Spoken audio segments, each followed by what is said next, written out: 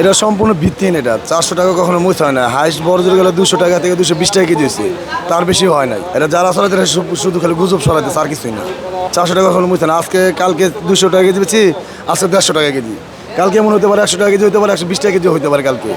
বেশি কিছু বাড়তেও পারে। সবচেয়ে বেশি সুযোগ হচ্ছে কমাটায়, কারণ সিজন যেহেতু পুরো সব দিক দিয়ে অনেক মুছ লেগে গেছে। ইন্ডিয়াতে মুছ আসতে আসতে দেশের বিভিন্ন জায়গাতে মুছ দিতেছে, দাম কমবই। কিন্তু 400 টাকা যেটা সম্পূর্ণ ভিত্তিহীন, আর কিছুই না। আমার কিনা আছে 130 টাকা, আমি ব্যস্ত আছি 150। আর ওটা কি আরেকটা মুছ আছে, ওটা কিনে 100, এটা বেচতেছে 120। আগে মনে বললাম না যে হাঁস গেলে বড় জোর গেলে 200 টাকা 220 টাকা কেজি আসলো, তার বেশি মুছ হয় নাই। না, এখন কম মানে এখন বিন্দু মরিচ কাঁচা চিকনটা এখন 100 টাকা কেজি পার মাস, আর দেশিটা এখন 160 টাকা। 400 না, এখন 400 ছিল হয়তো, আমার জানা নাই। ঈদের পরে উনি বলতে পারবে ভালো। আমি এই বৃহস্পতিবারে শুনছিলাম 200, আমি 100 টাকা কিনবো, এখন কিনি নেই 100 টাকা করে।